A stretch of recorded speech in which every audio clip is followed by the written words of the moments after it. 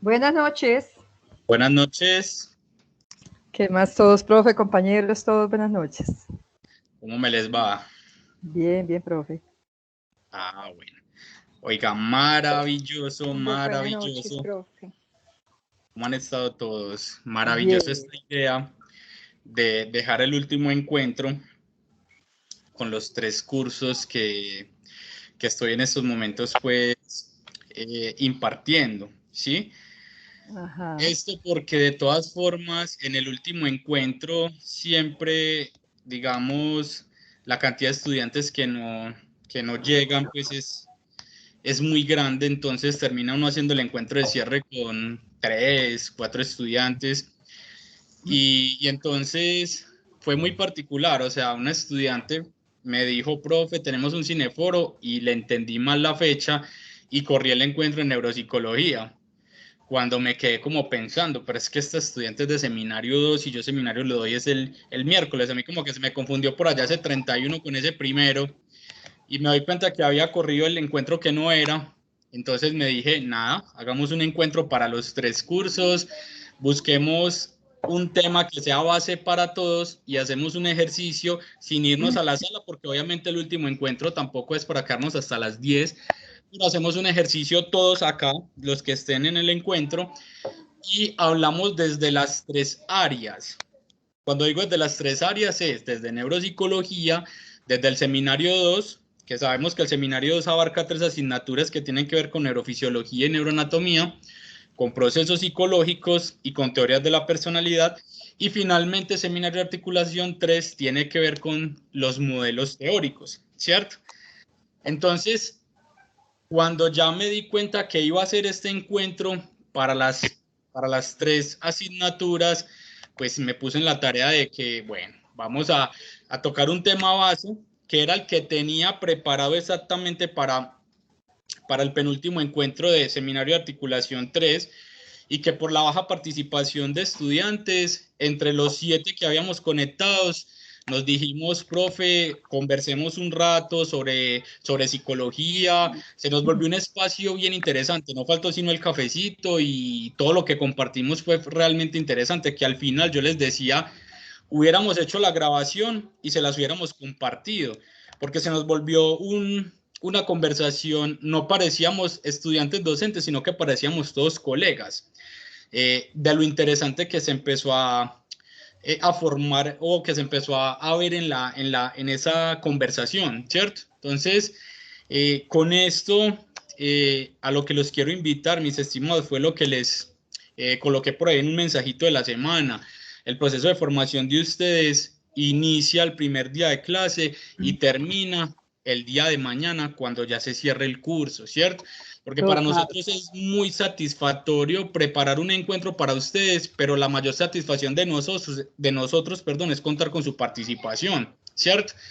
Entonces, sí quedé muy desmotivado la semana pasada, y ustedes lo pudieron notar en los mensajes que les dejé, pues en el mensaje de la semana, y lo hablaba pues obviamente con los estudiantes que estuvieron presentes. Yo les decía esto para seminario 3, ¿cierto? Para que de pronto los de seminario 2, que también les puse el mensaje, porque sé que seminario 2, pues estamos hablando de aproximadamente 100 estudiantes, ¿cierto? Entonces yo pensaba, pues en el encuentro se conectaron como 32, si no estoy mal, y yo decía, ¿será que les dejo el mensaje de que no hubo buena participación o lo quito? Pero yo dije, pero es que de 100 a 32, dejemos el mensaje. Recibí de parte de ustedes comentarios muy bonitos, comentarios de que lo van llenando de mucha satisfacción, y que pues obviamente también se puede vislumbrar el compromiso que cada uno de ustedes tiene con su formación. Entonces quería pues como iniciar con eso felicitándolos, ¿cierto? Entonces, con eso que les acabo de decir, entonces queda claro que que aquí hay estudiantes de neuro y de seminario 3, que la gran mayoría están en los 2 cursos conmigo, ¿cierto? Y que tenemos estudiantes de seminario 2, y que entonces al final de este tema que les traje lo voy a dar de manera muy somera, porque pues la intención es que a esto de las 9 de la noche ya estemos cerrando, ¿cierto? porque como digo, pues es un encuentro de cierre y tampoco pues es justo con el tiempo de ustedes que nos quedemos hasta las 10 como habitualmente lo hacemos con estos encuentros teórico-prácticos, ¿cierto? Pero nada, o sea, quise como traer un tema que, como se los había manifestado, es la puerta de entrada para lo que sé que en su proceso se van a encontrar, que es con psicodiagnóstico, ¿cierto? Ninguno de los que está presente en esta sala ha visto psicodiagnóstico, ¿cierto? Yo no, profe. Vale. Profe, buenas noches. Yo tampoco. Yo tampoco. Perfecto. Buenas noches, no, profe. Perfecto, ¿cierto? Entonces, cuando uno habla de esa entrevista, pues también son unas fases, ¿cierto? Acá quiero tocar elementos de la fase inicial. Obviamente, cuando uno habla de entrevista, habla de 3, 4 fases, dependiendo pues del proceso que se va a llevar a cabo con ese paciente o con ese cliente, de acuerdo al modelo sobre el que se va a abordar, ¿cierto?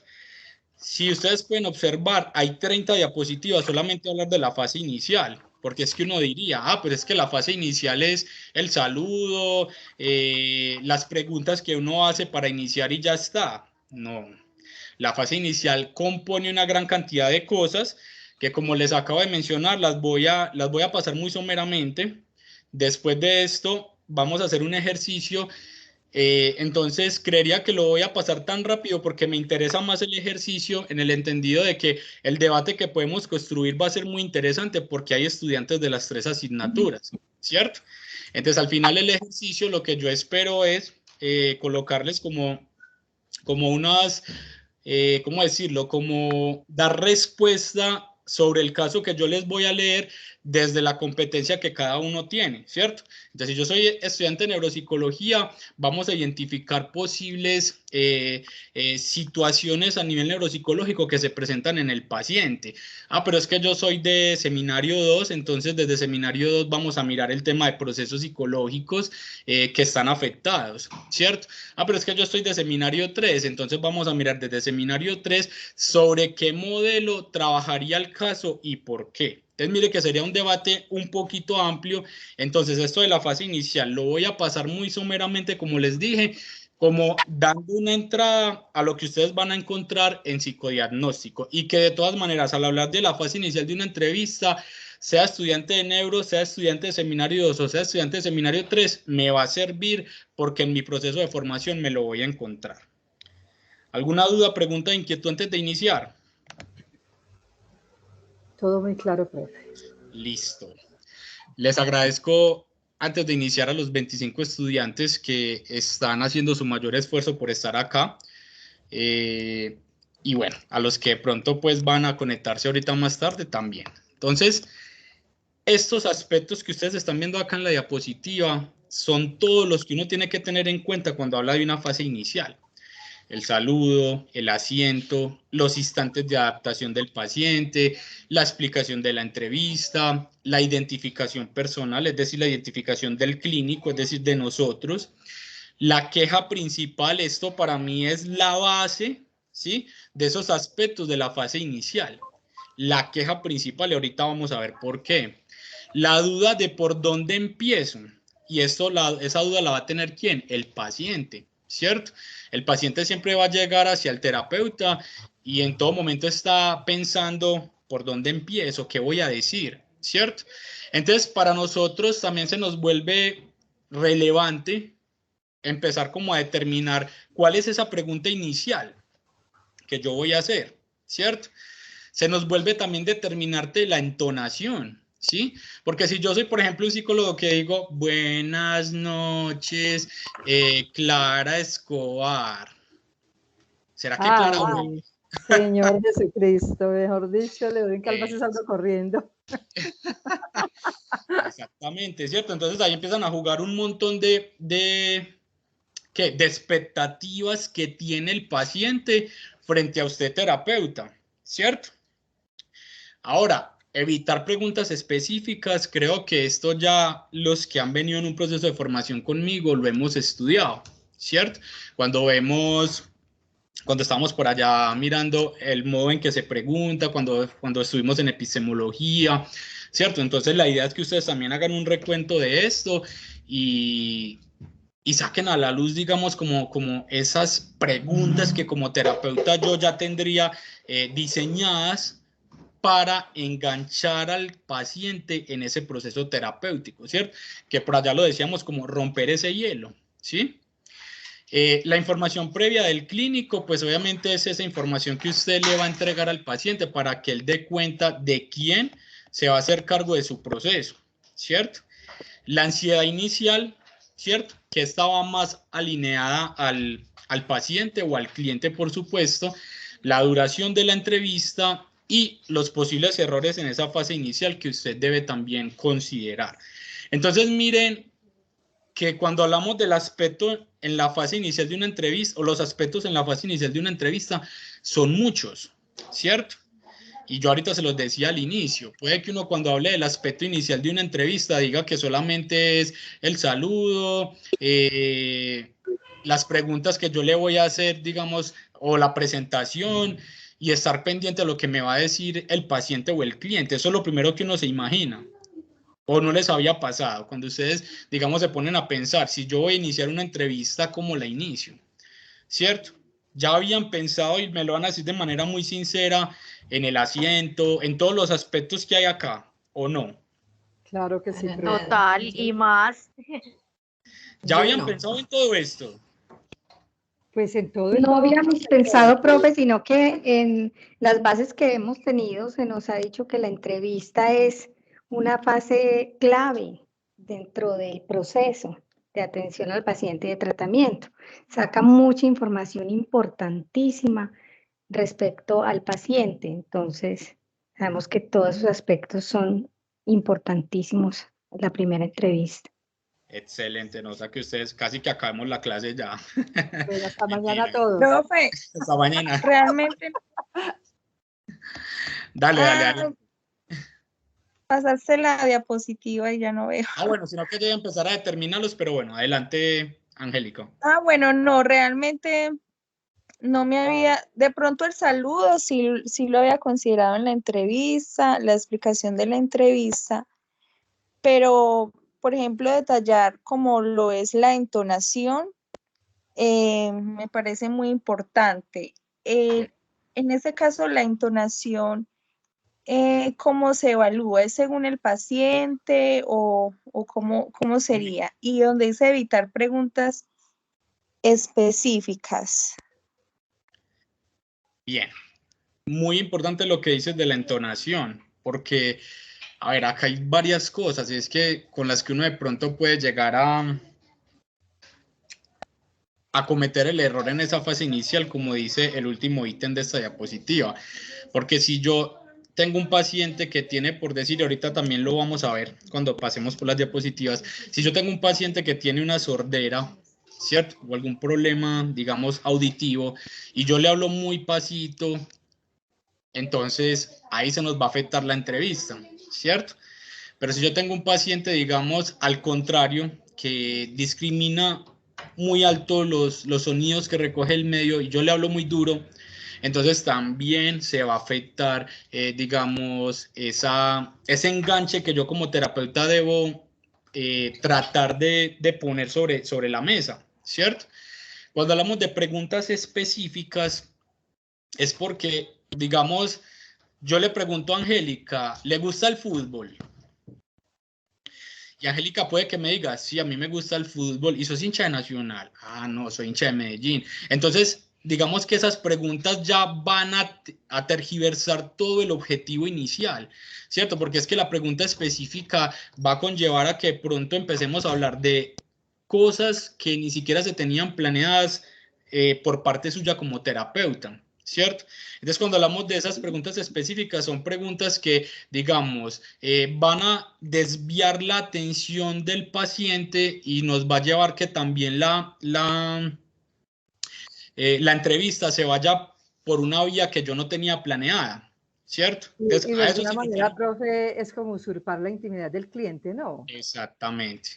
Entonces, Además, profe, que si estamos, qué pena, que si estamos aquí, hablando pues como de la fase inicial, pues es determinante para que esa psicoterapia se siga dando o no. Pues si en ese Total. primer encuentro yo no tengo pues como ese feeling con el terapeuta o me parece que me preguntó algo súper desfasado o que va por otro lado, pues yo muy posiblemente no vuelvo. No me siento cómoda, no me siento bien. Totalmente. Entonces es súper determinante. Totalmente, Alison. Bueno, no sé si iba a decir algo, Julie, no sé si ibas a decir algo para que dejemos el espacio para el debate que vamos a tener entre las 3 asignaturas. No sé si ibas a decir algo, Julie. Bueno, entonces vamos a empezar así rápidamente. El saludo. Entonces acá cuando decimos que la invitación de ingreso, o sea, que el paciente ingrese a nuestro consultorio, pues obviamente tenemos que hacer usos sociales, ¿cierto? Cuando hablamos de usos sociales es, pues, digamos, un buen saludo, ¿sí? La presentación, obviamente vamos a dar el nombre y una breve descripción profesional. No se nos puede ir la mano en la descripción profesional, porque sabemos que eso también a veces afecta al paciente o al cliente al que vamos a atender. Cuando usted empieza, mi nombre es Jason Andrés Agudelo, por ejemplo, las personas que ya tienen doctorado, postdoctorado, y empiezan a mencionar, yo tengo maestría en esto, tengo doctorado en esto, y se les va por allá, digamos, como en esa descripción profesional, todo un espacio que no es necesario, pues digamos, el paciente también tiende como que, pues este ya se cree sobrevalorado, entonces eso puede afectar también la relación en que se empieza a construir entre usted, terapeuta y paciente, ¿cierto? El recibimiento debe ser acorde a la edad, totalmente. No es lo mismo recibir un niño a recibir un adolescente o recibir un joven y un adulto, ¿cierto? Y cuando hablamos del nivel sociocultural, también tenemos que empezar a jugar con, digamos, o a buscar la estrategia para no de pronto herir susceptibilidad, ¿cierto? Entonces, mire que nosotros como psicólogos o como terapeutas tenemos una gran cantidad de, por así decirlo, de responsabilidad. ¿Cierto? Porque no es solamente, sí, muy buenas tardes, mi nombre es Jason Agudelo, psicólogo, y es quien lo va a acompañar en el proceso terapéutico. Pues digamos, esto suena muy base, pero si es una persona a que se le dificulta entender, ¿sí? Debido a su nivel sociocultural, entonces yo tengo que buscar la estrategia de cómo explicarle que lo va a acompañar, que lo va a orientar y tengo que, digamos, demorarme un poco más en esa, digamos, en esa presentación, en ese recibimiento al paciente, ¿sí? Clara. Profe, yo alcé la mano. De alguna manera pienso yo que en ese saludo se debe crear como de cierta manera una camaradería con el paciente o con el cliente, es que así lo vamos a llamar. Digamos que el psicólogo tiene que hacer lo mismo que hace, por decir, el vendedor cuando va a cerrar la venta o cuando va, ni siquiera cuando lo va a cerrar, cuando va a ofrecer el producto, ¿cierto? El psicólogo cuando llega a su paciente o su cliente, lo primero que tiene que hacer es romper el hielo, ¿cierto? Conectarse con esa situación que tiene ese paciente o que tiene ese cliente, ¿cierto? Que nosotros lo llamamos, ¿quién me acuerda el nombre? Que al darse esa sintonía entre usted, terapeuta y paciente, ¿quién recuerda el nombre? Rapport. Exactamente, no se les olvide. Rapport. Es decir, se da esa sintonía, es decir, se rompe ese hielo, se rompe esa barrera que trae el cliente, que trae el paciente hacia el terapeuta. Ahora, nosotros tenemos que también cabalgar, tenemos que, ¿cómo decirlo?, contra también la resistencia que hay al psicólogo, ¿cierto? Y creo que ustedes lo han escuchado, que muchas personas que tienen una enfermedad mental dicen, yo no estoy loco, yo no necesito el psicólogo, ¿cierto? Entonces, si esa es la clase de paciente que llega a su consultorio, ya no tenemos que luchar, ya tendríamos que luchar contra algo adicional, ¿cierto? Que es esa resistencia a ser escuchado por un terapeuta, ¿sí? Entonces mire que tenemos gran cantidad de responsabilidades. Gustavo, rápidamente. Profe Jason, y digamos cuando puede suceder lo contrario, que digamos el paciente es una persona súper estudiada, que tiene su maestría, su doctorado intelectual, puede ser todo lo contrario y de pronto nos puede apabullar, ¿o no? ¿Qué puede pasar ahí cuando es una persona demasiado intelectual, pero va a una terapia con nosotros? Mira lo que dice acá Gustavo, que va muy alineado con lo que estás preguntando, ¿cierto? Entonces tenemos que empezar a utilizar también, digamos, ciertos protocolos, y entre esos protocolos, entonces decimos, el exceso de cortesía no es recomendable, ¿cierto? Una persona que ya tiene estudio, una persona que ya tiene, digamos, que conoce, una persona, entonces cuando empieza a ver en exceso esa cortesía, ya lo puede llamar entonces salamería, ya lo puede llamar, ¿cierto? Entonces, cuando tenemos al frente una persona de estas,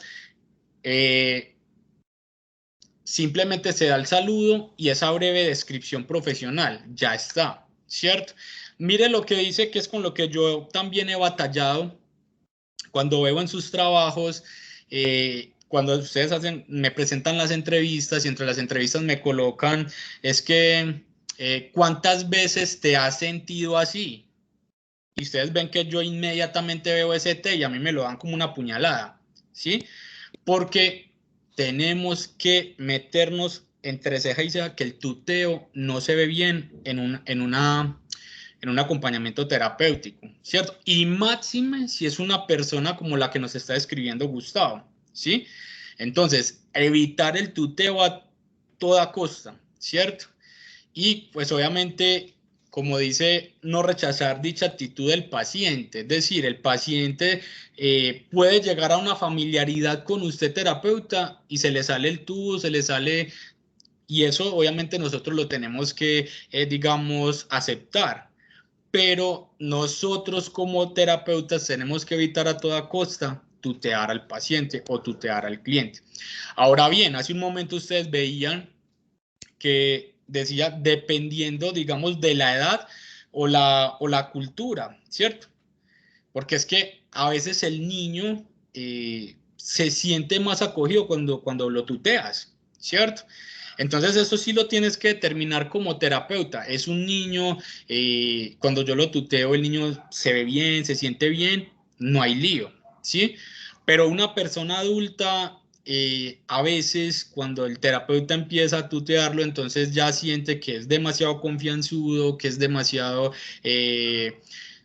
pasado, porque así inclusive se han llegado a utilizar conceptos hacia los terapeutas y pues simplemente abandona la terapia como tal. Entonces, creo que ustedes han visto mucho cuando yo les hago evolución de los trabajos, que cuando ustedes en la entrevista ponen te, tú, tus, inmediatamente yo se lo señalo porque tenemos que empezar también a tener dentro de, digamos, nuestra formación, ese no tutear, ¿cierto? El no utilizar este tipo de tuteos o de palabras que a veces no nos ayudan en la calidad de esa entrevista o en la calidad de ese proceso terapéutico como tal. Listo, me voy a ir adelantando el asiento. Acá es donde les decía, pues digamos que el asiento siempre tiene que generar ese ambiente de comodidad, ¿cierto? Usted como psicólogo siempre le va a señalar al paciente o al cliente dónde va a ubicar sus objetos personales. Por lo general, dentro de los consultorios siempre colocamos los percheritos para que la paciente coloque su bolso o su chaqueta, ¿cierto? Indicar la ruta hacia el asiento mediante palabras y los gestos. Ahora, una de las estrategias que nosotros como psicólogo utilizamos es que si yo tengo la fortuna de tener un consultorio con varios asientos, es decir, siempre se va a ver cuál es el asiento del psicólogo. Si yo estoy acá y acá tengo varios asientos a los lados o acá, nosotros hacemos la tarea de no indicarles, ¿cierto? Sino observar dónde se va a sentar el paciente. ¿Por qué creen que hacemos eso?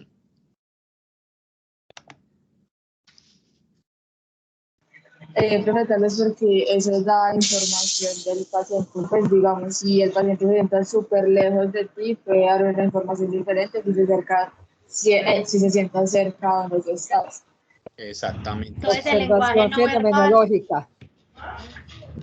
Pues ese lenguaje no verbal también da muchísima información del paciente. Exactamente. Entonces, mire lo que dice acá la diapositiva. Nos puede dar posibles rasgos de personalidad. Y creo que yo a ustedes también se los había mencionado alguna vez, que desde ese momento, desde ese instante inicial, nosotros empezamos a evaluar al paciente, ¿cierto? Entonces, un paciente con un posible trastorno dependiente de personalidad va a escoger una silla casi que pegada al paciente, al terapeuta, perdón, ¿cierto? Pero entonces una persona con un posible trastorno paranoide pues va a escoger una silla distante del terapeuta, ¿cierto? Porque digamos es una persona que no le gusta estar cerca donde hay pues personas, le gusta estar alejado. Entonces ahí nos va dando cierta información que nosotros también vamos a ir teniendo en cuenta a medida que avance el proceso terapéutico. Y pues cuando el paciente pregunta dónde sentarse, ¿qué es lo más conveniente?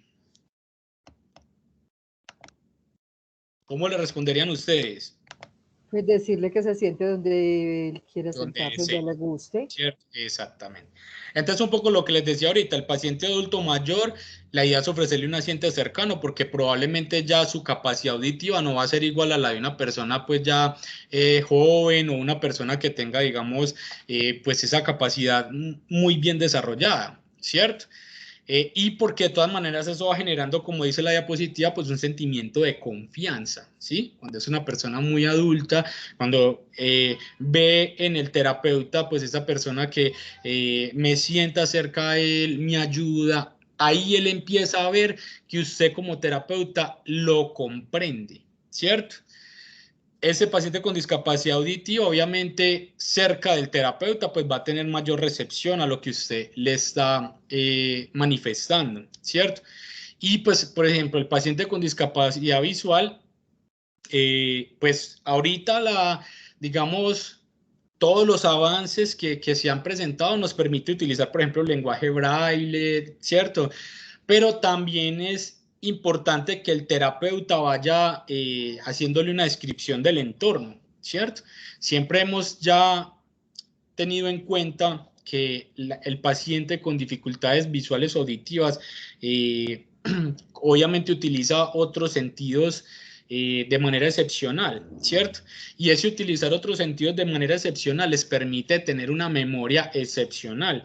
Entonces, casi que si tú le haces un recuento del espacio en el que vas a acompañarlo o le vas a, o lo vas a o lo vas a atender en ese acompañamiento terapéutico, en la siguiente cita psicológica casi que no le vas a tener que decir absolutamente nada, sino que el paciente con esa discapacidad visual sabe dónde se sienta y ya se puede continuar, digamos, con el acompañamiento sin dificultad, ¿cierto? Estos instantes de adaptación, pues, tiene que ver precisamente con, o sea, tantos instantes de adaptación del clínico, o sea, de nosotros, y del paciente, ¿cierto? Entonces, esos conceptos de normalizar la respiración, eso ya, digamos, va más alineado con el paciente o con el cliente, ¿cierto? Y que al normalizar esa respiración, precisamente entonces se esa adaptación a todo el ambiente de la entrevista, ¿cierto? Mire que lo primero que aquí dice es impresión del clínico, ¿cierto? Esa impresión del clínico va a tener, digamos, toda una información relevante que usted después va a utilizar, ¿sí? Porque mire, solamente en el asiento ya toda la información que tengo. Es una persona que se hace distante al terapeuta, es una persona que se hace cerca, es una persona que con el saludo se muestra efusiva, es una persona que con el saludo se muestra melancólica. Entonces, mire que ya solamente con el saludo y con el asiento tengo demasiada información.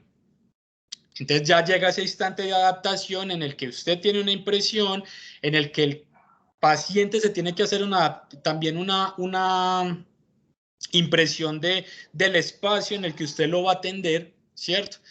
Y que ese paciente pues obviamente llega con un montón de confusiones y entre esas confusiones pues obviamente se presentan síntomas de ansiedad y al presentarse síntomas de ansiedad pues tiene que empezar a normalizar, como se dice, la respiración y poderse adaptar al ambiente, ¿cierto? La identificación del clínico, esto lo voy a pasar muy rápido, esto lo que nos explica es que, digamos, cuando el psicólogo, lo voy a mencionar en términos muy coloquiales, porque a mí me gusta mucho hablarlos con ustedes ahí, cuando el psicólogo es muy pinchado y tiene consultorio y tiene personal auxiliar, por lo general entonces la persona que le ayuda al psicólogo es el que recoge los datos, es el que es la que organiza toda la historia clínica, pues digamos cuando usted ya le va pasando la historia en los avances, pues ella va organizando ese portafolio, pero eso pues es cuando se cuenta pues como con esta persona auxiliar, ¿cierto? De no tener esa persona auxiliar, pues es el psicólogo el que haría todo este proceso. Explicar la entrevista, entonces es relevante, como acá se manifiesta, hay que suministrar información por parte de nosotros al paciente frente a las preocupaciones que él trae, ¿cierto? Frente a la manera de ser, es decir, a la constitución de su personalidad, frente al significado del entorno, porque digamos hay pacientes o hay clientes que son muy curiosos y empiezan, ay, ¿eso qué es?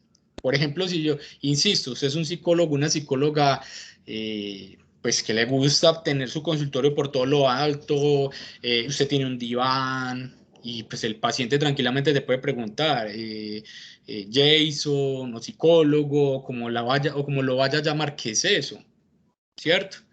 De pronto si usted es un psicólogo que le gusta a su personalidad, entonces tener, digamos, algunos cuadros con imágenes que de pronto le den curiosidad, él va a poder preguntarte qué significa el cuadro o qué significa la organización del espacio. Entonces hay que también, digamos, tener ese, digamos, momento para explicarlo si se requiere, si no, pues no pasa nada, ¿cierto?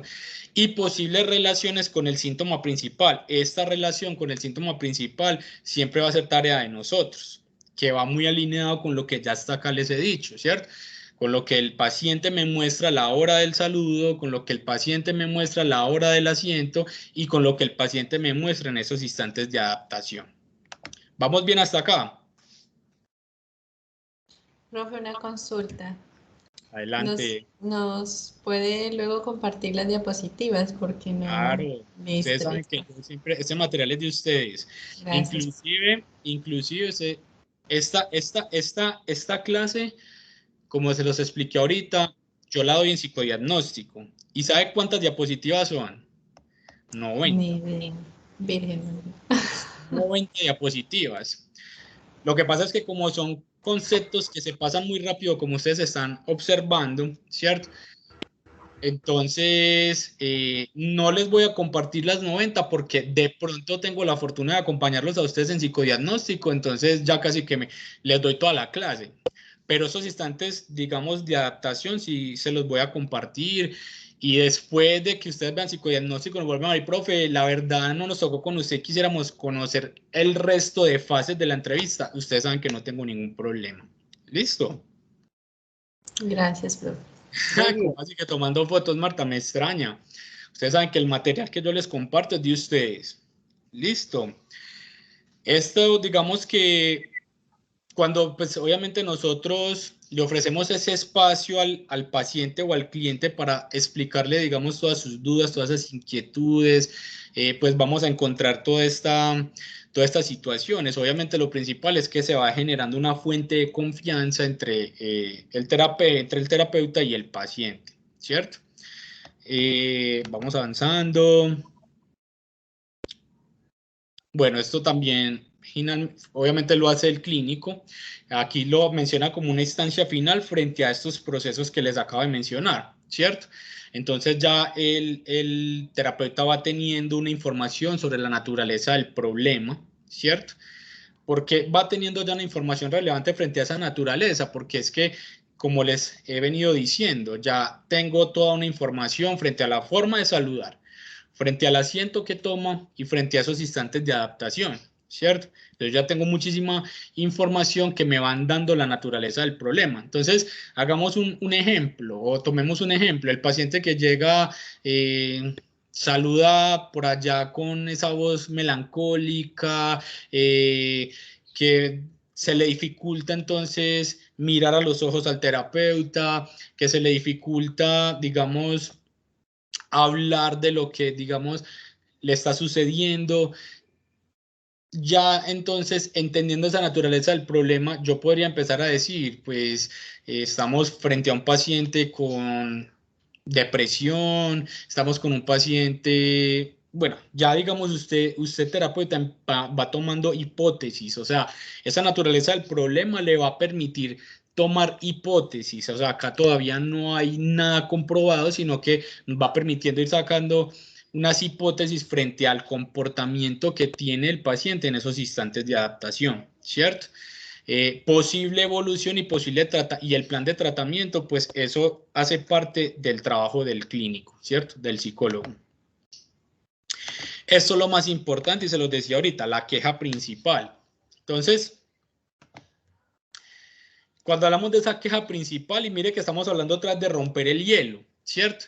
En ocasiones, y además de romper el hielo de la entrevista, se recomienda preguntar sobre el motivo de la visita. ¿Ustedes qué piensan? ¿Esto es importante o no?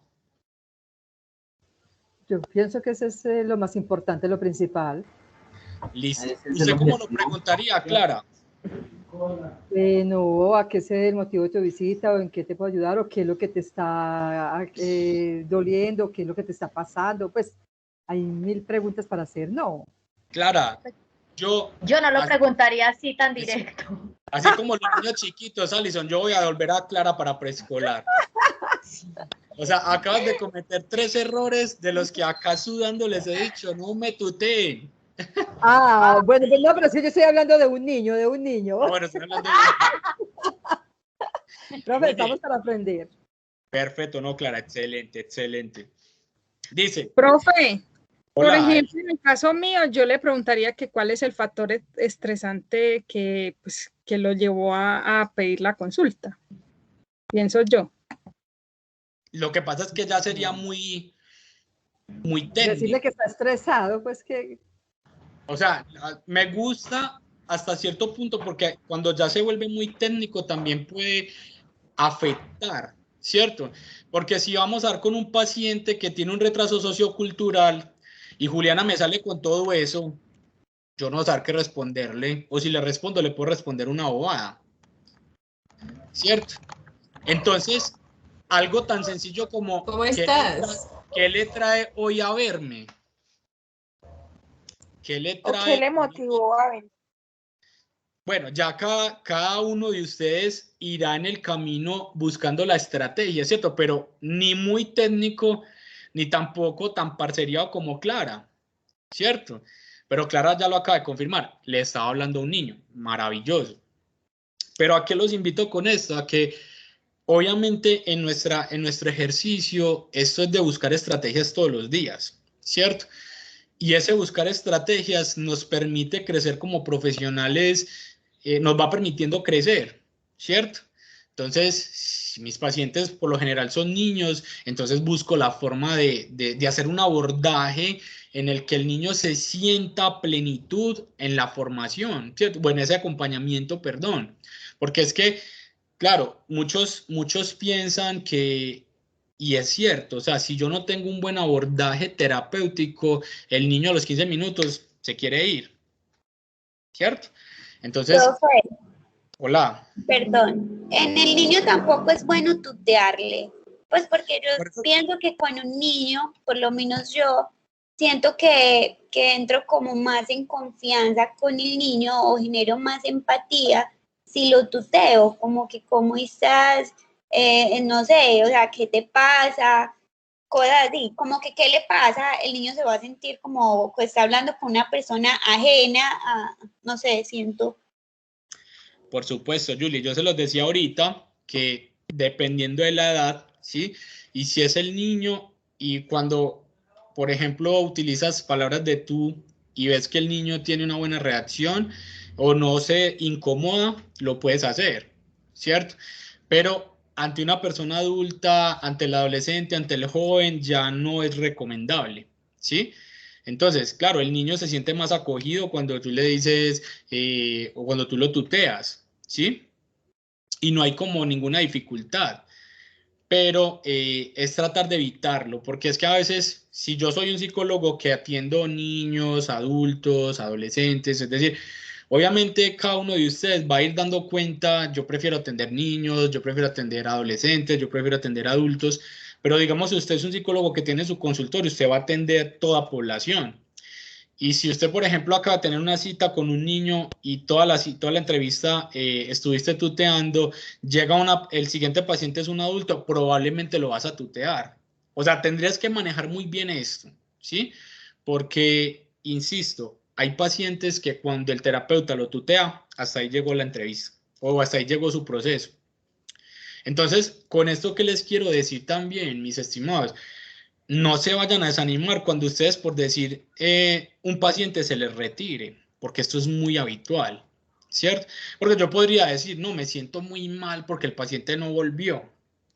No se pueden sentir mal, y eso que se les quede grabado, ¿cierto? Porque si usted se va a sentir mal por cada paciente que se le va, entonces vas a sufrir mucho, porque realmente se los explica ahorita, la motivación que hay para ir al psicólogo en la mayoría de los casos no es la más apropiada, ¿cierto? Y los que toman esa, digamos, ¿cómo decirlo? Esa decisión de hacerlo, se pueden quedar en el camino y no pasa nada. Eso no va a decir de que entonces tú eres mala terapeuta, yo soy mal terapeuta. Simplemente también hay un tema de motivación del paciente, del cliente, y que pues finalmente toma la determinación de no volver, ¿sí? Entonces, eso puede pasar y les puede pasar muchísimo. La invitación es a ¿qué? A no desanimarse, ¿vale? Entonces, esa queja principal, mire lo que es acá, es el punto de partida clave. Y es preciso tener en cuenta que el paciente puede inicialmente ocultarlo. Eso va a pasar muchísimas veces. El paciente tiene una situación particular que lo detona, pero el paciente lo va a negar, ¿cierto? Y el paciente lo va a negar porque muchas veces cuando usted le pregunta ¿qué le trae a verme hoy? Eso mismo quisiera saber, dígamelo usted. Uno ante un paciente así, por ejemplo, ¿ustedes cómo reaccionarían? Profe, lo devuelvo para la EPS. Es que uno no es adivino, profe, uno como que, dígamelo usted, no, yo no soy adivino. Obviamente ahí no podría, ahí tendríamos que empezar Siquiera. Mira. Profe, yo creo que eso depende que continúa en la conversación, o sea, darle como un poquitico más de tiempo. Entonces, si por ejemplo el paciente le diga a uno, le devuelve la respuesta de esa forma, Marta, vamos a perfecto, está saliendo bien las cosas. Marta, hermano, que allá en Madrid, España, le rechazaron ese café por mala calidad. Listo, qué pena, Marta, la silencié porque se nos estaba ahí como colando a la reunión. Entonces, miren el tipo de respuesta que puede dar una persona, digamos, ¿cómo decirlo? Pues el paciente te puede ir por donde quiera, ¿cierto? Entonces, ahí nosotros obviamente tenemos que evitar la dependencia y llevar a que el paciente asuma responsabilidad frente a lo que viene a exponerle a usted como terapeuta, ¿cierto?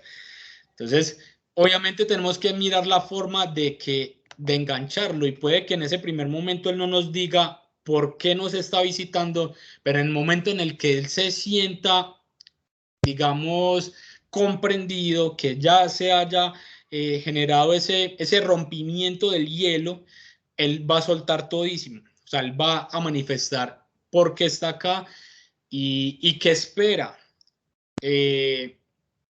lograr con ese acompañamiento terapéutico que usted le va a brindar, ¿cierto? Entonces, otro tipo de respuesta, lo primero que se le venga a la mente, usted le podría también devolver lo primero que se le venga a la mente. Entonces, el paciente, y aquí dice, es propio de la asociación libre, el paciente que está consciente de que necesita esa atención terapéutica va a empezar a decir un montón de cosas, ¿cierto? Y ese montón de cosas es que usted como terapeuta se va a valer para definir un posible diagnóstico o un diagnóstico pues como a futuro, porque obviamente en la primera entrevista o en la primera sesión usted no pues uno saca hipótesis, insisto, ¿cierto? Y puede que en esas hipótesis uno ya empiece a perfilar algunos diagnósticos, pero yo no puedo decir que ya estoy completamente seguro que el paciente tiene un trastorno paranoide o que el trastorno tiene un trastorno de ansiedad generalizada solo con lo primero que observé. Estos son todos instantes de adaptación que ya me van dando una información que para mí son hipótesis, pero que son hipótesis que ya en una tercera o cuarta sesión yo puedo empezar a determinar. ¿Sí es claro? Sí, profe, muy claro. Bien, perfecto. Entonces, profe, mire una pregunta. Hola, Sonia. En el caso, en la tercera o cuarta sesión, que uno ya puede comenzar a determinar qué le pasa al paciente, o sea, qué trastorno está manejando, ¿uno se lo dice o cómo se abordaría ese tema? No es bueno, Sonia. Ahora, yo creo que alguna vez se los contaba como experiencia, no que me haya pasado a mí, porque Dios mío, yo creo que uno se puede hasta enloquecer con una situación de esas, pero que le pasó alguna vez a algún colega de nosotros, y es que le dio un mal manejo al diagnóstico o al trastorno que presentaba el paciente, y al darle la información, este paciente lo toma mal y se arroja del piso donde quedaba la oficina del terapeuta, y era un noveno, ¿cierto? Entonces, obviamente nosotros tenemos que ser muy cautelosos a la hora de presentarle al paciente el diagnóstico, y por lo general uno lo hace en la última sesión, ¿cierto? Porque usted en la última sesión le va a manifestar, muchas veces usted no lo tiene que hacer, el paciente empieza a darse cuenta, y mire que muchos de los modelos teóricos conllevan a eso, de que el paciente se dé cuenta de la situación que lo está afectando, ¿cierto?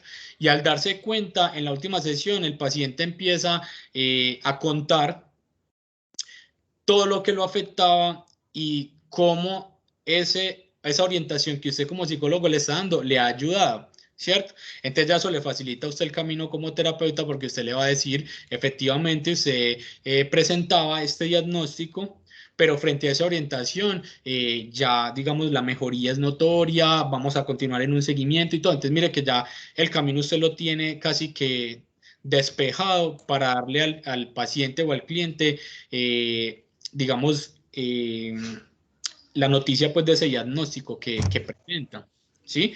Entonces, a veces usted no lo tiene que hacer, pero si lo tiene que hacer, tienes que mirar también cómo hacerlo para que no le vaya de pronto a pasar una situación como la que les acabo de mencionar. Ok, gracias.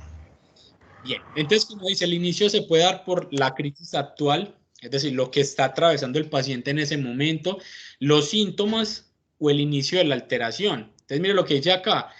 El primer relato no implica necesariamente el motivo de consulta, ¿cierto? Porque hay pacientes que dicen, yo voy a empezar a relatar situaciones desde la niñez, voy a empezar a relatar lo que me está pasando ahorita hacía 5 minutos. Entonces, claro, el paciente puede llegar, sí, es que hace 5 minutos tuve una pelea con mi pareja, o tuve una pelea con mi mamá, ¿cierto? Dependiendo pues como la edad del paciente. Y esa pelea no es obviamente digamos, el motivo de la consulta, ¿sí? El motivo de la consulta, pues, va a ser esa conducta disruptiva que presenta en el tiempo, no esa última pelea que se detonó, sino que está detonando esas conductas disruptivas en ese paciente o en ese cliente, pero ya todo eso lo va a empezar a desglosar es usted como terapeuta, ¿cierto? La pregunta inicial, poco lo que hablábamos, esto es clave. Esto para mí es, y creo que cuando veíamos epistemología, ¿cierto? Yo sé que prácticamente los 32 estudiantes que hoy están presentes seguramente vieron conmigo epistemología, y cuando yo les presentaba por allá cómo preguntar, entonces dentro de ese cómo preguntar también tenemos que dejar claro que debe haber una pregunta inicial, porque esa pregunta inicial es la que va a enganchar todo el resto del proceso. Entonces, ¿cómo haríamos esa pregunta inicial? Sobre todo cuando pasa esto, cuando el paciente no expresa el motivo de consulta. Un poco lo que decía ahorita Clara. o lo que ustedes ahorita planteaban, ¿cierto? Entonces dice, la entrevista se centra en el paciente y no en la concepción que él tenga de sí mismo. Genera un espacio al paciente en la exposición del problema y el consultante puede exponer cualquier asunto urgente que tenga en mente. Entonces, ya esa pregunta inicial, ¿cierto? Cada uno tiene que empezar a buscar la estrategia para poder hacerlo, ¿cierto? Entonces, una, por ejemplo, muy sencilla es esa. ¿Qué le trae a verme hoy? ¿Sí? Eso no está generando, digamos, no estamos siguiendo ninguna susceptibilidad porque el paciente por algo viene, ¿cierto? No lo estoy tuteando y de manera muy sencilla le estoy pidiendo una explicación de por qué va al psicólogo o por qué está solicitando ese acompañamiento terapéutico, ¿cierto? Cuando yo hago una muy buena pregunta, entonces vamos a generar esa fuente de confianza. Digamos que el paciente entiende esa libertad para poder decir, voy a decirle al terapeuta que vengo a verlo porque estoy presentando esto. Entonces ya se va a permitir ese libre albedrío, como se dice, o esa libertad de respuesta, ¿cierto? Y para disminuir también ese sentimiento de que es manipulado, ¿cierto? Entonces, ahí es donde está la clave de la pregunta, ¿sí? Porque si yo hago una pregunta muy específica, como decíamos al inicio de ese encuentro, el paciente se va a sentir manipulado y al sentirse manipulado, pues el proceso también se va a afectar. Entonces, mire, ¿qué le trae a verme? ¿Por dónde quiere que empecemos? Entonces, mire que son dos claves y son dos preguntas que no van a herir la susceptibilidad de ese paciente o de ese cliente y que va a permitir que el paciente en esa primera pregunta se abra muchísimo a las situaciones que lo están afectando, ¿cierto? Bien. Perfecto, con una pregunta tipo, ¿cómo está usted? ¿Cómo se encuentra usted? También funcionaría. Mira, Isabela, lo que dice acá, preguntas no recomendables como inicial, ¿cierto? ¿Qué problema tiene? ¿Cuál es su problema? ¿Cierto? Dice acá, puede tornarse amenazante, limita en cierto modo la conversación, ¿qué dificultades tienen? ¿Qué puedo ayudarle? ¿Sí? Entonces, mire que son preguntas que ahí pueden ser, digamos, en el que el paciente se sienta manipulado, ¿sí? Porque al decirle qué dificultades tiene, entonces puede decir, dígamelas usted, porque yo no sé, ¿cierto? Entonces, mire que se puede prestar para que él responda mal. ¿Y cómo se siente? ¿Cómo está? El paciente puede tornarse, digamos, agresivo. Cuando usted decirle cómo se siente o cómo está, me siento muy mal o si no, ¿para qué vengo? Entonces, mire que puede dar pie a que el paciente le responda mal al terapeuta. Entonces, ya usted entra y dice, no hice la pregunta adecuada.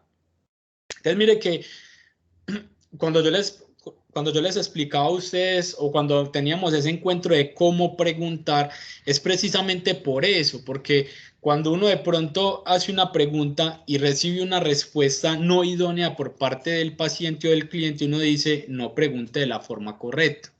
Y mire que el trabajo de nosotros es muy complejo, ¿sí? Porque también partimos de que se dio un buen acompañamiento terapéutico, en el entendido de que yo formule y haga unas preguntas adecuadas frente a la situación particular que trae ese paciente, ¿cierto? Mire, ¿qué le pasa? Eso quisiera saber yo, ¿sí? Entonces, esto pues era como cuando llegan con un diagnóstico anterior maleja, o sea, por eso la importancia de que cuando se va a hacer una remisión, se haga una descripción completa de ese paciente, ¿cierto? Entonces, si usted recibe un paciente, el profesional que se lo remitió tiene la responsabilidad de hacerte una descripción de ese paciente, de su comportamiento, de la conducta, y entonces ya partiendo de lo que usted está allí leyendo, busca la estrategia para poder, digamos, lograr ese acercamiento con esa persona, ¿cierto? Entonces, relevante cuando llegan de remitidos de otro colega o de un docente o, pues, digamos, o de la persona, del profesional que le remite el proceso, que haya una descripción completa de las conductas y de la posible situación, del posible trastorno que presenta pues ese paciente en particular. Listo. Entonces, voy a compartirles mi pantalla. Obviamente, como les dije ahorita, para no irnos a salas porque nos demoramos más, les voy a leer el caso de una paciente. Cuando yo termine de leer el caso de la paciente, hasta las 9:15, si les parece a ustedes bien, hacemos el debate. Estudiantes de neuro me hablan de posibles alteraciones a nivel neuropsicológico. Estudiantes de seminario 2 vamos a mirar también entonces alteraciones psíquicas o alteraciones en los procesos psicológicos, y estudiantes de seminario 3 me van a decir desde qué modelo lo atenderían y por qué. Entonces mire que es un debate grande porque pues sabemos estudiantes, estamos acá reunidos los estudiantes de las 3 asignaturas. Les voy a compartir pantalla para que todos hagamos la lectura.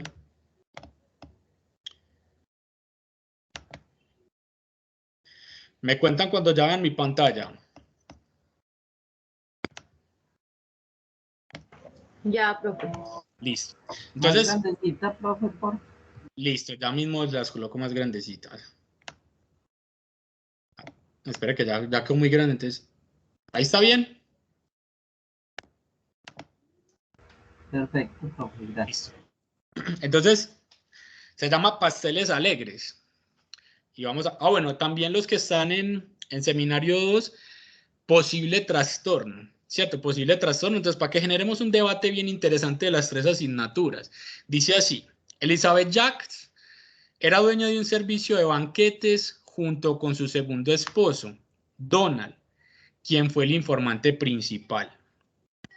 A los 38 años de edad, Elizabeth ya tenía 2 hijos mayores, de modo que Donald podía entender por qué su embarazo podría haberla alterado. Aún así, ella se había puesto inusualmente triste. Alrededor del 4.º mes de embarazo, pasaba gran parte del día en la cama, sin levantarse hasta la tarde. Cuando comenzaba a sentirse un poco menos cansada, entonces, sin levantarse hasta la tarde, cuando comenzaba a sentirse un poco menos cansada. Su apetito voraz durante el primer trimestre se desplomó, de manera de que en el momento del parto pesaba varios kilos menos de lo usual para un embarazo a término.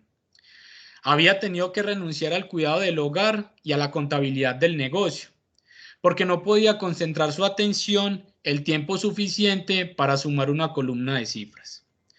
No obstante, el único momento en que Donald en realidad se alarmó fue una tarde al inicio del 9.º mes del embarazo, cuando Elizabeth le dijo que había pensado durante días que no sobreviviría al parto y que él tendría que criar al niño sin ella. De cualquier manera, los 2 estarían mejor sin mí, le había dicho. Después de que nació su hijo, el estado de ánimo de Elizabeth se iluminó casi de inmediato. Las crisis de llanto y las horas de rumia desaparecieron. En resumen, parecía casi normal. Sin embargo, una noche de viernes, ya tarde, cuando el bebé tenía 3 meses de nacido, Donald regresó de atender un banquete y encontró a Elizabeth en ropa interior decorando un pastel. En la barra estaban alineados otros 2 pasteles recién decorados y la cocina estaba llena de ollas y trastes sucios. Dijo que había hecho uno para cada uno de nosotros y que quería celebrar. Dijo Donald al clínico. Comencé a cambiar el bebé que estaba llorando en el Moisés. Acá digamos que se me fueron algunas palabras. Lo que decía es que ella lo cogió de la mano, lo llevó a la recámara y le insinuó, pues, obviamente, tener relaciones sexuales. Me decía, por favor, cariño, ha pasado mucho tiempo y bueno, incluso si no hubiera estado tan cansado, ¿quién podría concentrarse con un bebé llorando así? Al día siguiente, Elizabeth salió con sus amigas y dejó a Donald en casa con el bebé. El domingo gastó cerca de $300 en regalos de Navidad en una venta de garaje en abril. Parecía tener energía sin límites. Solo dormía 2 o 3 horas en la noche antes de levantarse, descansada y lista para seguir. El lunes decidió abrir una pastelería por vía telefónica. Trató de hacer un encargo por más de 1.600 en implementos de cocina a su tarjeta de crédito. Habría hecho lo mismo al día siguiente, pero hablaba tan rápido que la persona que le contestó no podía entenderla. Con frustración, colgó con fuerza el teléfono. El comportamiento de Elizabeth se volvió tan errático que las siguientes 2 tardes Donald no fue a trabajar para cuidar del bebé, pero su presencia solo parecía dar pie a sus demandas sexuales. Luego apareció la marihuana. Antes de que Elizabeth se embarazara, se daba un toque ocasional, lo llamaba sus hierbas. Durante la última semana, no todos los olores en la casa habían correspondido a pastel recién horneado, así que Donald pensó que podría estar haciéndolo de nuevo. El día previo a la cita, Elizabeth lo había sacudido para despertarlo a las 5 a.m. y le anunció: me estoy convirtiendo en Dios. Fue entonces que hizo una cita para llevarla a una valoración. Elizabeth apenas podía mantenerse sentada durante la entrevista. En un estallido verbal, describió su energía renovada y sus planes para la pastelería. Dijo de manera voluntaria que nunca se había sentido mejor en la vida. Sucesivamente rápido, describió entonces su estado de ánimo, estático. Cómo se sentía cuando se ponía su mejor vestido de seda, sexy. Espérenme que por acá no alcanzo a leer porque tengo no alcanzo a leer porque tengo aquí sexy, dónde lo había comprado, cuántos años tenía, cuándo lo había comprado, dónde lo había comprado y entre qué otros 4 vestidos tuvo que elegir. Muy bien. Ahora sí, iniciemos el debate. ¿Quién quiere iniciar? Me dice de qué curso es y de acuerdo a lo que les preguntaba, cómo se podría abordar. Día 1.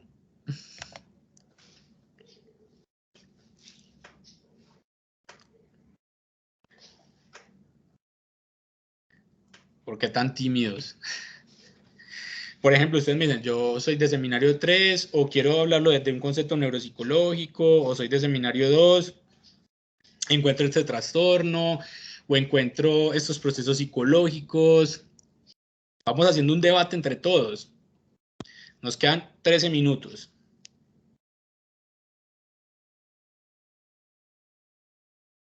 Hola.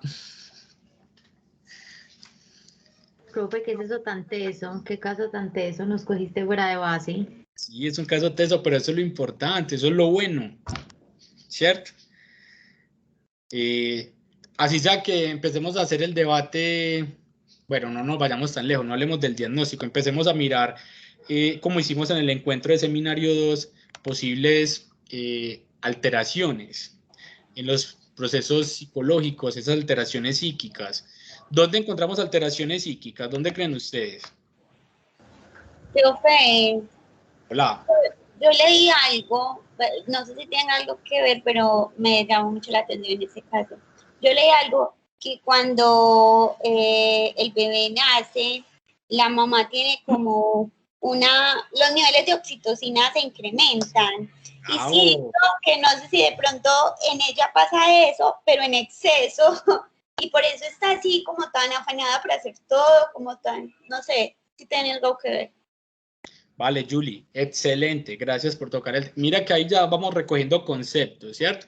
Cuando estudiamos en seminario 2 de que la oxitocina se incrementa cuando la mamá amamanta al bebé, ¿cierto? Y que eso de una u otra manera también la conlleva a volverse sobreprotectora, ¿sí? Y a amar mucho más a su bebé, ¿cierto? Entonces, frente a lo que pasaba con Elizabeth, ¿ustedes creen que el nivel de oxitocina se incrementó o disminuyó?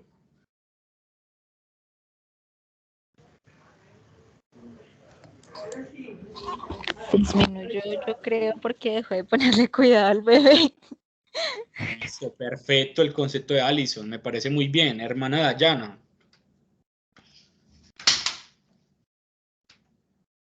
Bueno, creí que la hermana Dayana iba a comentar algo. ¿Quién más quiere poner un punto de partida? Juliana. Profe.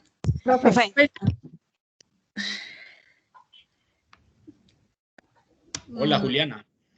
Profe, yo lo veo más como que ella empezó a presentar como un estrés postraumático, digo yo, por la edad, le generó cierta ansiedad y en cierta forma pues ella veía que se estaba presentando como cierta amenaza con ella misma y con el bebé que venía y que estaba ya pues que ya había tenido también.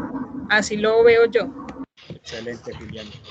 Profe, yo quisiera, como a nivel general en el proceso de embarazo, lo que yo más o menos observé en el tema de ansiedad, depresión, donde todo el día pasaba en la cama, entonces, sabiendo que estaba en el embarazo, lo asocia uno como a ese, de pronto, un desorden hormonal, en neurotransmisores, que de pronto le pudieron haber afectado, que hay depresión preparto y posparto. Por ejemplo, a mí en lo personal me dio depresión antes y después.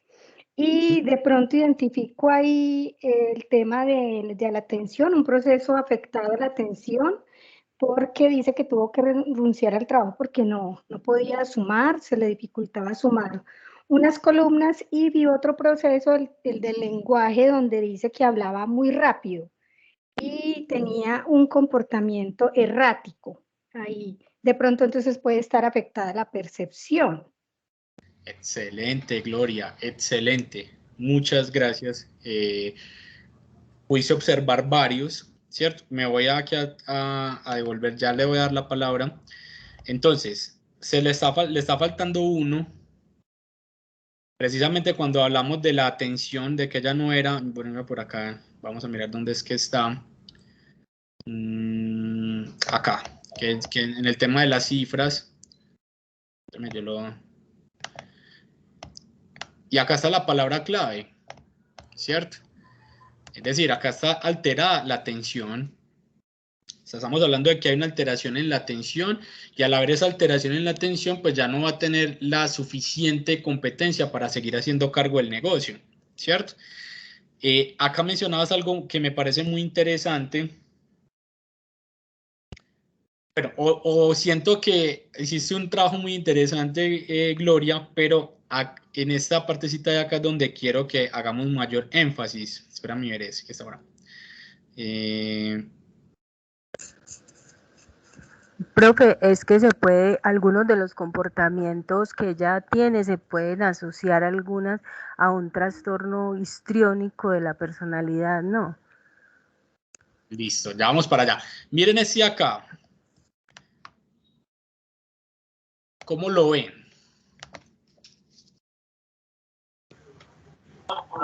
Tal vez como un indicio, una pista de un trastorno también narcisista. Narcisismo. Algo como una alucinación. Bueno, ¿quién dijo alucinación? Psicótico. ¿Quién dijo? Bien, ¿quién dijo alucinación? Les voy a hacer, como yo tengo acá mi pantalla, no los alcanzo a ver. Yo, Dieter. Listo, Dieter. Esto es un pensamiento, ¿cierto? Y si es un pensamiento, yo tengo que empezar a mirar el trastorno.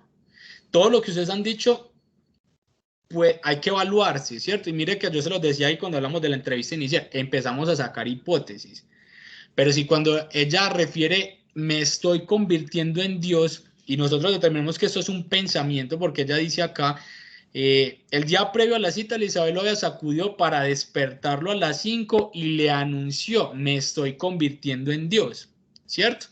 Fue entonces que hizo una cita para llevarla a una valoración. Elizabeth apenas podía mantenerse sentada, y en un estallido verbal, decía que hay un estallido verbal. Cuando hay un estallido verbal, ¿qué hay? Antes de ese estallido verbal, ¿qué hay? Un pensamiento. Hay pensamiento, ¿cierto? Muy bien. Entonces, antes de ese estallido verbal, hay pensamiento. Y vamos a mirar qué dice en ese estallido verbal. Describió su energía renovada y sus planes para la pastelería. Dijo de manera voluntaria que nunca se había sentido mejor en la vida. ¿Ustedes cómo ven eso? Expresión del lenguaje del pensamiento, ¿no? Una fascia. Pero es real, ¿cierto? Mire que teníamos una situación particular, o sea, por así llamarlo, pues, o sea, ¿cómo decirlo? O sea, era una paciente que no se encontraba bien, ¿sí? En todo sentido de la palabra no se sentía bien, y entonces en ese estallido verbal empieza a decir que ya se siente renovada, que ya tiene Pero planes. bueno, es como un episodio maníaco. Va por ahí. Tuvo un cambio de conducta extrema. Primero pensaba que estaba llevada del chucho y ahora me siento súper bien, me siento súper mal. Como una psicosis postparto, ¿no? Bueno, va por ahí, ¿cierto? ¿Qué es lo que pasa? Que es a lo que, por ejemplo, la semana pasada también veíamos otro caso, ¿cierto? Lo vimos en Seminario 2, que estudiamos otro caso y que habían cositas claves que era lo que nos determinaba el diagnóstico, ¿cierto? Entonces, acá, algo un trastorno paranoico. Eso, o sea, ustedes, por ejemplo, hablan del paranoide, del esquizoide, y que todo conllevaba como que en realidad el paciente de hace 8 días tenía un trastorno de personalidad esquizoide, ¿cierto? Pero acá, sorprendentemente, es una paciente que también nos presenta esquizofrenia. Sorprendentemente, ¿cierto? Entonces, ¿por qué les digo sorprendentemente? Porque miren que, o sea, y todos los trastornos que ustedes me mencionan, hay que tenerlos en cuenta, ¿cierto? Porque es que lo primero que uno le llega a la mente es un trastorno de estrés postparto, ¿cierto? Eso es lo primero que uno le llega a la mente, ¿sí? Pero cuando uno empieza a mirar ese pensamiento, yo me estoy convirtiendo en Dios, ¿sí? Y después el otro pensamiento que sale de ese estallido, sabiendo que precisamente el esposo la lleva por esa inestabilidad que presentaba en el tiempo, ¿cierto? Y empieza a decir, me siento maravillosa, tengo planes para la pastelería. Ahí nos encontramos con una paciente con esquizofrenia, ¿sí?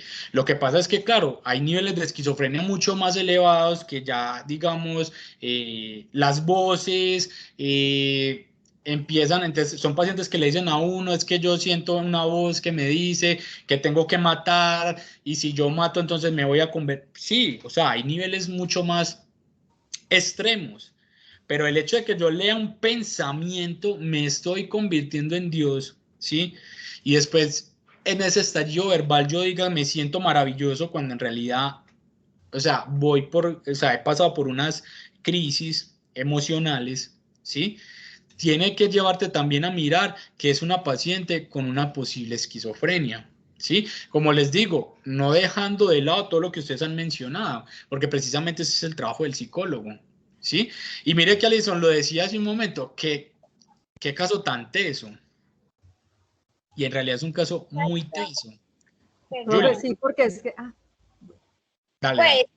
Pues yo, profe, por ejemplo, pues como no hablan como de antecedentes y eso, no pensé en esquizofrenia antes, sino que pensé en que podía ser algo producido por el mismo embarazo o incluso por el parto, no sé. Entonces me fui más como a algún trastorno postparto, no sé. Y por eso me encanta el debate, Julie, ¿cierto? Porque es que yo sé que eso es lo que ustedes se van a encontrar allá, ¿cierto? Cuando ustedes tengan sus pacientes, situaciones como esta se van a encontrar muchísimo. Y por eso es que ahorita les decía en el inicio del encuentro que no es recomendable yo, con esas primeras impresiones, ya diagnosticar. Saco varias hipótesis, ¿cierto? Entonces yo puedo empezar así: trastorno de estrés postparto, trastorno paranoide, trastorno esquizoide, esquizofrenia, y ya. Profe, también podría ser, por ejemplo, un trastorno de personalidad bipolar, pues por los cambios de personalidad que tenía. Total, ¿cierto?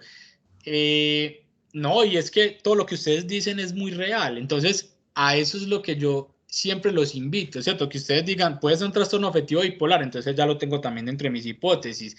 Y en el tiempo, porque obviamente yo, ya te doy la palabra, uno cita al paciente, pues de acuerdo a la duración y de acuerdo pues como a, ¿cómo decirlo? Se me escapa el concepto, o sea, si lo voy a atender cada 8, cada 15, se me escapa pues como la palabrita que quería meter acá. Entonces, yo tengo 8 días desde que el paciente sale de mi consultorio para mirar esas hipótesis, estudiarlas. Por eso es que el trabajo del psicólogo no termina en que yo te atendí, ya nos vemos en 8 días, y en 8 días yo ni siquiera he mirado lo que se habló en esta sesión. Porque entonces el trabajo va a quedar inconcluso tanto para el paciente como para usted, terapeuta. O sea, el trabajo viene después, digamos, se va el paciente o el paciente deja el consultorio y todas esas hipótesis yo tengo que llevarlas a las fuentes. Es decir, tengo que empezar a mirar el DSM, tengo que empezar a mirar fuentes confiables, ¿sí? Y entonces, ya de acuerdo como a todas esas fuentes que yo voy consultando, voy dándole como un perfilamiento. Claro, ya en 8 días nos volvemos a ver con el paciente y todo lo que pase en esa sesión, pues también me va a dar dando más información para poder determinar ese diagnóstico, ¿cierto? No sé quién iba a hablar antes de darte la palabra, Clara. Profe, no, yo quería, hablando de este caso, que aquí se podían haber detectado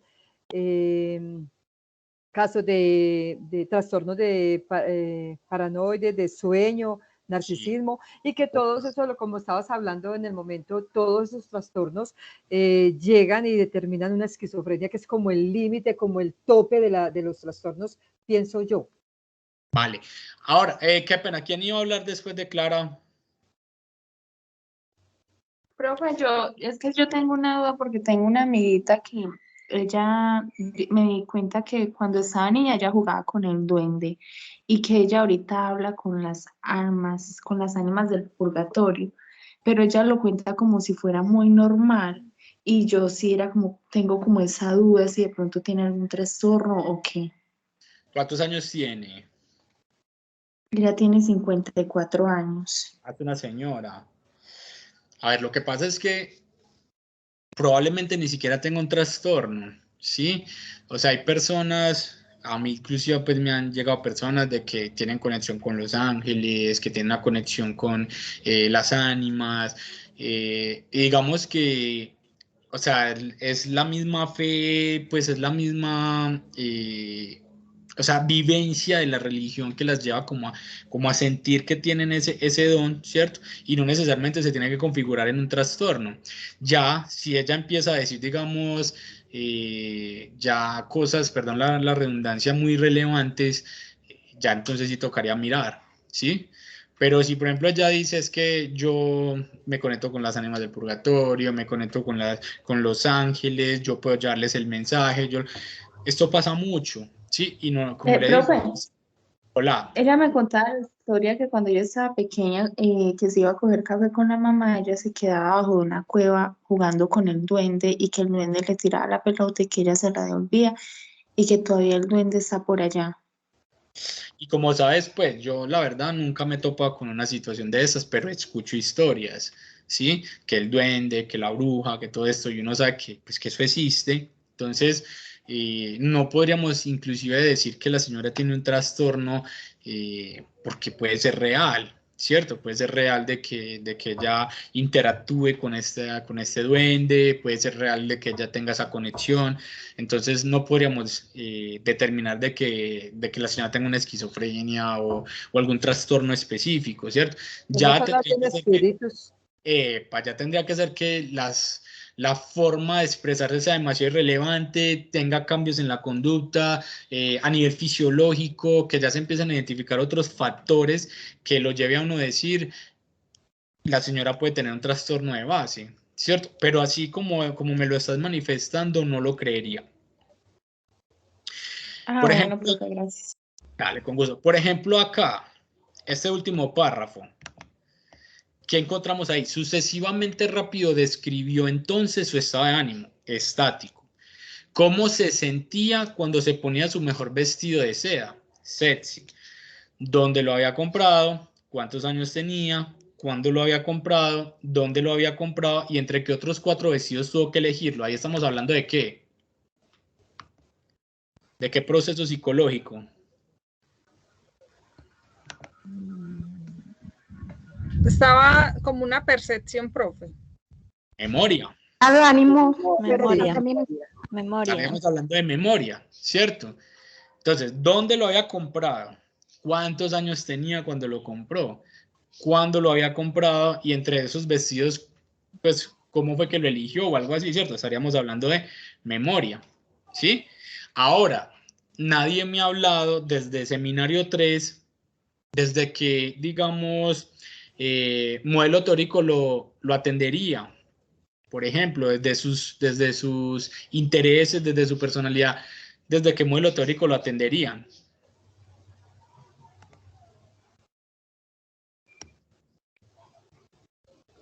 Pues yo sin ser de ese seminario 3, yo diría que del modelo cognitivo, profe, no. ¿Por qué? Porque, profe, pues hay que mirarle todo la forma como piensa, todos esos trastornos que ha vivido, cómo mira la vida, cómo recuerda la vida, cómo se siente, pues yo pienso que es más bien como tema cognitivo. Listo, Clara, maravilloso. Otros dos conceptos.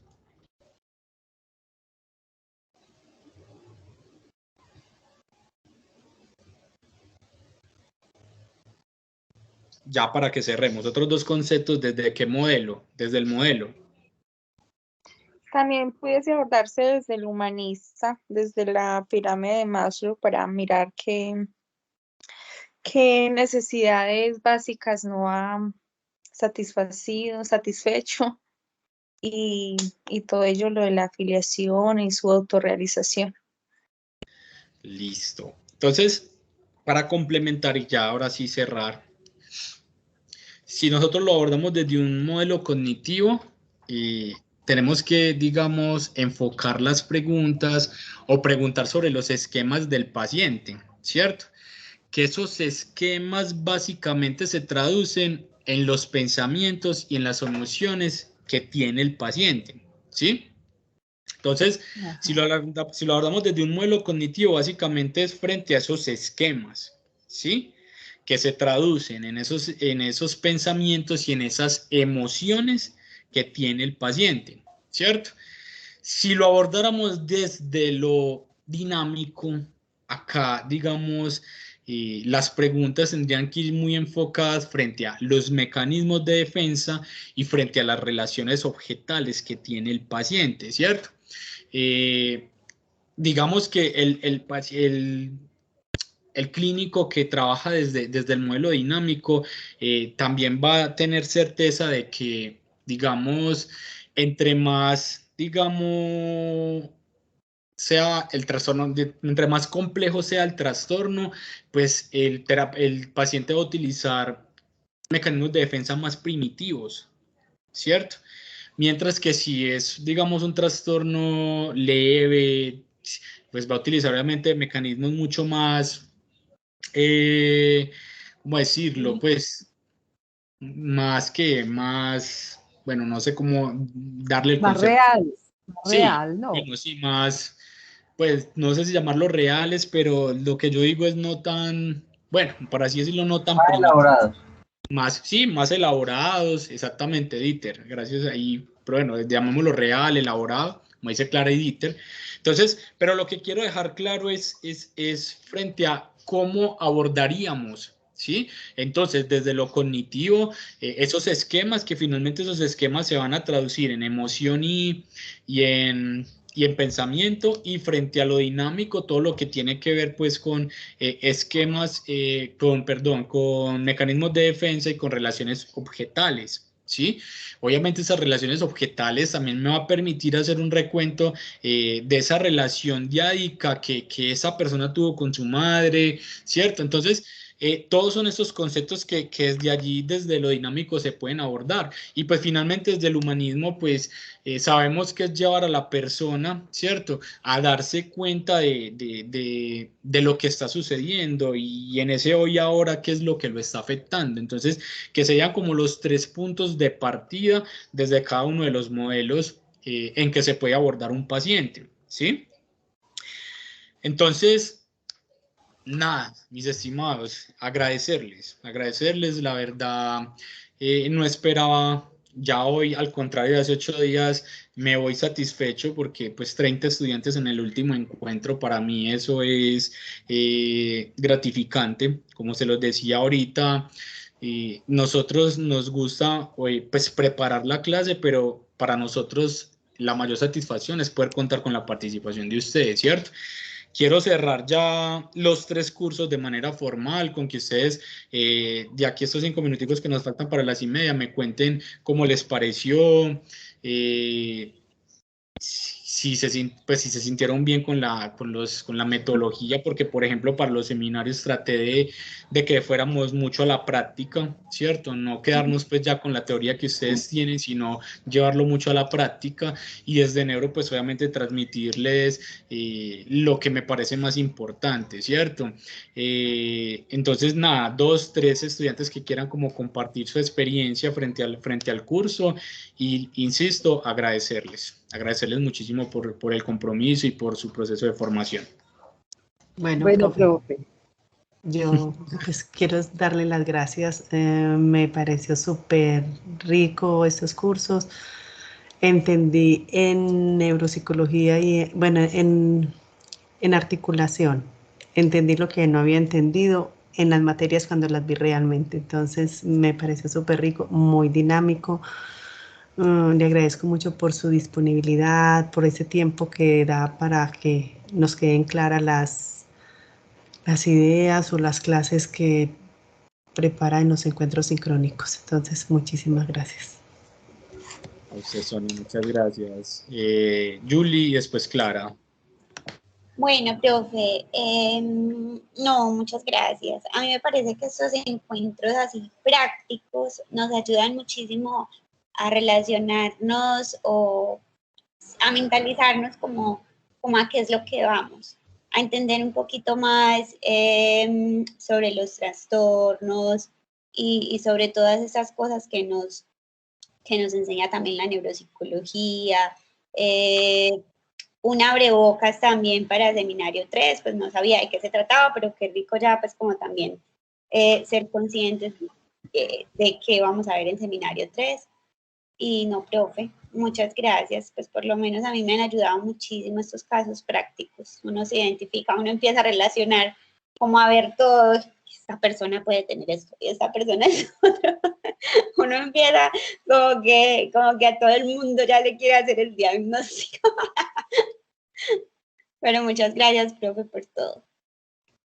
Vale, Julia, a ti, Claudia, muchas gracias por el mensaje. Clara. Bueno, profe, a mí esta metodología que utilizaste en este seminario 2 me encantó, pues, y todas tus temáticas me parecen muy chéveres, la metodología. La teoría es muy chévere porque uno pues la tiene para consultar, para repasarla, para cuando uno necesite, que se me olvidó tal cosa que voy a recordar cuál es el concepto de no sé qué, entonces uno va a esa teoría, pero esta práctica, como lo hiciste en este seminario, en esta asignatura, me parece muy chévere porque es que la práctica es la que lo lleva a uno a colocar los pies sobre la tierra y a entender, como se dice, la ecuación, el problema, la suma, la división, no sé. Cuando uno va a la práctica es que entiende realmente, uno dice, es que es muy chévere, es que es muy bueno. Entonces, por ejemplo, por hablar de la observación fenomenológica, uno dice, pero yo no entendía, yo no sé, ¿pero qué es eso? Pero ¿cómo así que fenomenológica? Y entonces ya uno va entendiendo, cuando ya uno va a la práctica, uno dice, pero es que es muy chévere, es que es muy sencillo, es que es muy simple. Entonces me pareció muy genial y me parece muy rica la forma como nos llevas a llevarnos esos conceptos, a llevarlos plasmados en la mente, en el corazón, y a volvernos unos futuros psicólogos muy prácticos y muy entendidos. De verdad que me encantan tus clases, me encantan estar en tus asignaturas, y bueno, ojalá que me toque otra vez la próxima, y mil gracias por tu cariño y por estar ahí siempre para ayudarnos a resolver problemas y para ayudarnos a sacar estas asignaturas adelante.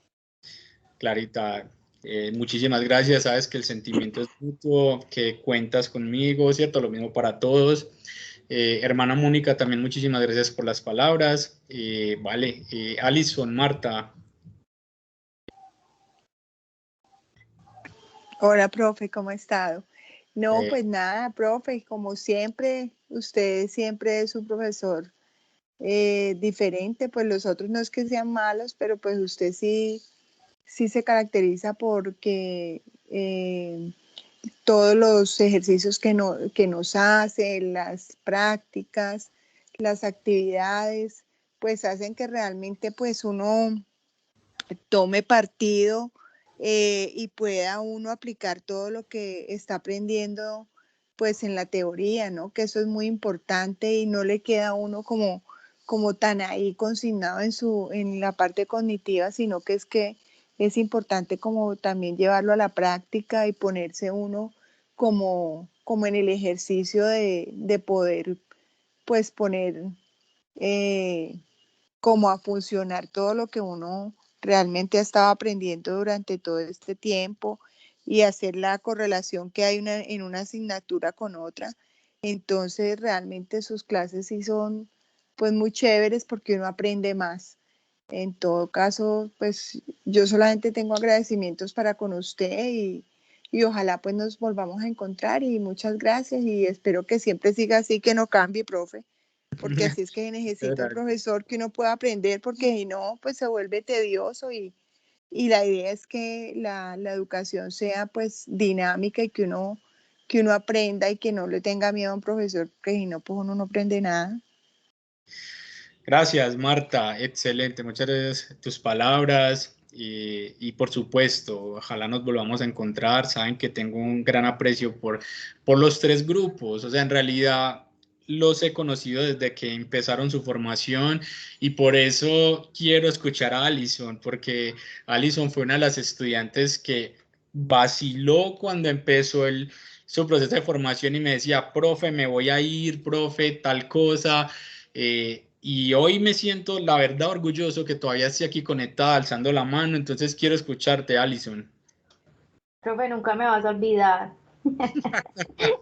Yo tampoco te voy a olvidar. No, profe, yo creo que ya todo está dicho. Pues muchas gracias por ser tan Jason, porque definitivamente los cursos con usted tienen un sello, pues sus sellos son demasiado especiales y gracias por esa disposición que siempre tiene para estar ahí como para todo, por su diligencia, por su velocidad y maravillosa pues como la metodología, definitivamente sí hace mucho más práctico todos esos conceptos y toda esa teoría que en los bloques anteriores uno adquiere en todas las asignaturas, porque yo creo que cada vez se integra más como todo con todo.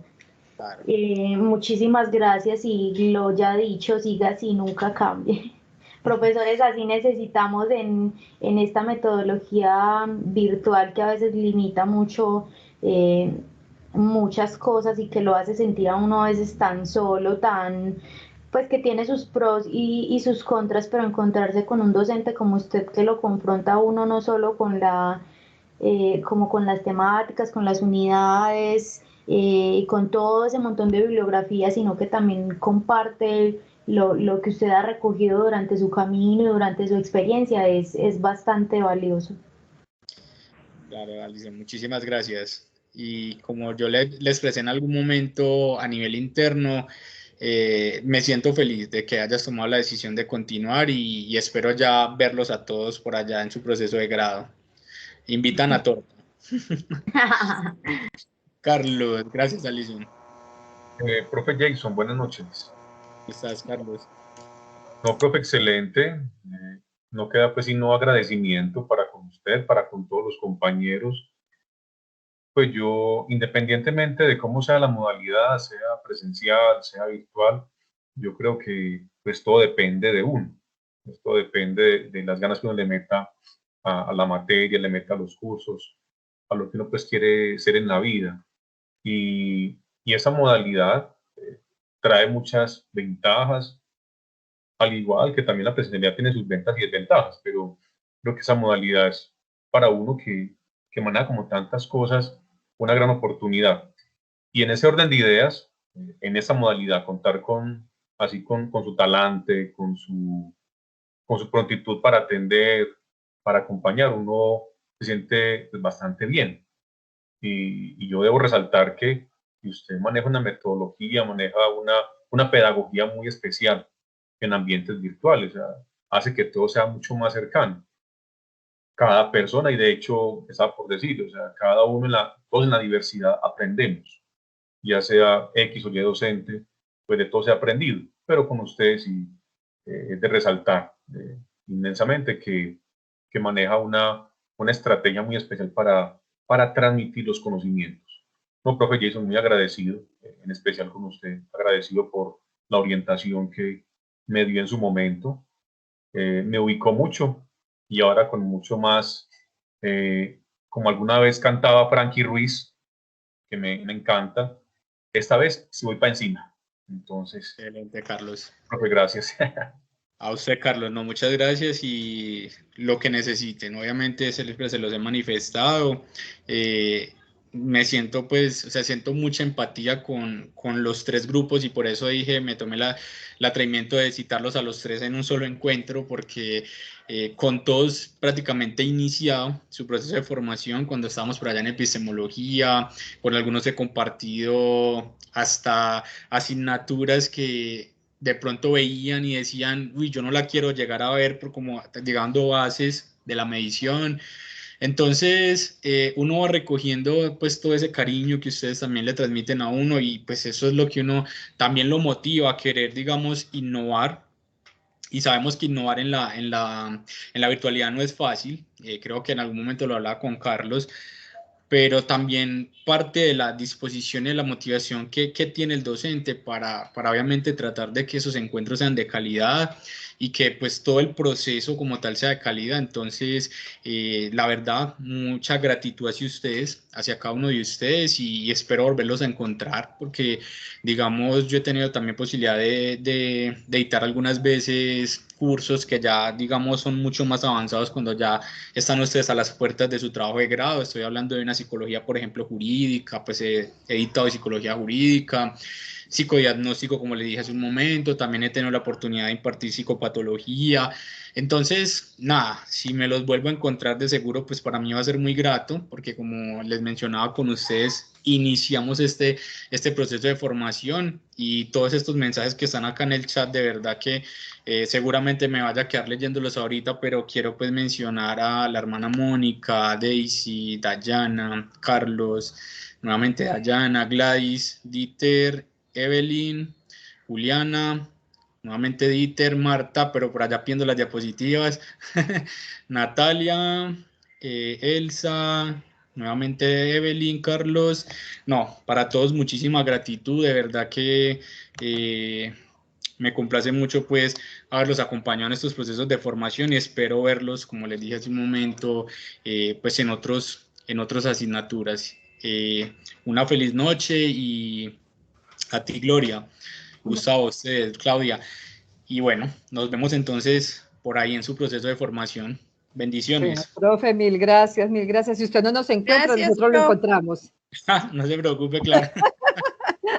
Dios les bendiga. Profe, no me permite escribirle, pero muchas gracias. Muy agradecida también con usted. A ustedes muchísimas gracias. Daisy. Feliz noche para todos, Dios les bendiga. Nos vemos en otros cursos. Chao. Dios lo bendiga. Gracias. Amén. Muchas gracias, profe. Feliz noche. A ustedes, feliz noche. Feliz noche, profe. Dios le bendiga. Feliz noche. Amén a ti también. Dios les bendiga. Feliz noche. Feliz noche. Compañeros, profe, feliz noche. A usted, Carlos, feliz noche. Bendiciones a todos.